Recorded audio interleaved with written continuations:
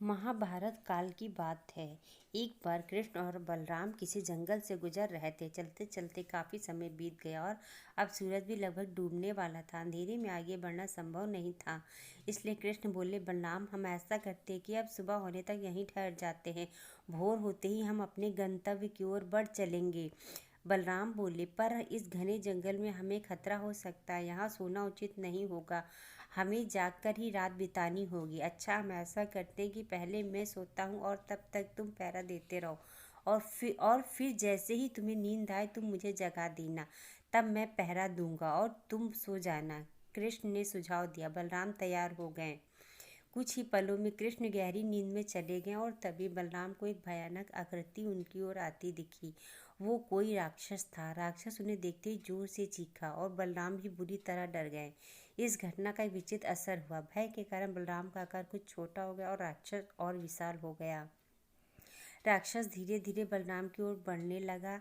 बलराम पहले से ही भयभीत थे और उस विशालकाय राक्षस को अपनी ओर आता देख जोर से चीख पड़े, कृष्णा। और चीखते ही वहां मूर्छित होकर गिर पड़े। बलराम की आवाज़ सुनकर कृष्ण उठे। बलराम को वहां देख उन्होंने सोचा कि बलराम पहरा देते थे थक गए और सोने से पहले उन्हें आवाज़ दे दी। अब कृष्ण पहरा देने लगे। कुछ देर बाद वही राक्षस उनके सामने आया और जोर से चीखा।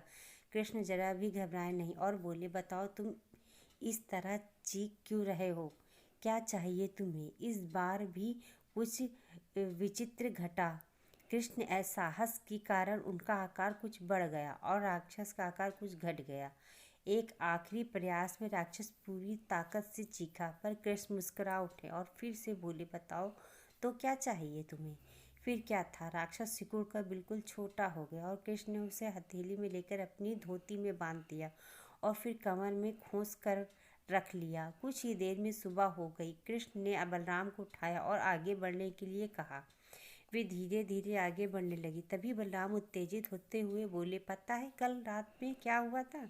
एक भयानक राक्षस हमें मारने आया था। रुको रुको। बलराम को बीच में ही टोकते हुए कृष्ण ने अपनी धोती में बंधा राक्षस निकाला और बलराम को दिखाते हुए बोले, कहीं तुम इसकी बात तो नहीं कर रहे हो?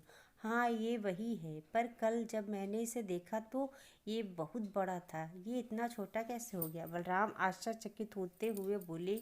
कृष्ण बोले, जब जीवन में तुम किसी ऐसी चीज़ से बचने की कोशिश करते हो जिसका तुम्हें सामना करना चाहिए, तो वो तुमसे बड़ी हो जाती है और तुम पर नियंत्रण करने लगती है। लेकिन जब तुम उस चीज़ का सामना करते हो जिसका सामना तुम्हें करना चाहिए, तो तुम उससे बड़े हो जाते हो और उसे नियंत्रित करने लगते हो। इसलिए जब कभी भी लाइफ में ऐसे प्रॉब्लम्स आए जिनका सामना आपको करना ही चाहिए, तो उससे अवॉइड मत करिए। जिससे फेस करना उसे फेस करिए, उससे बचने की कोशिश मत करिए।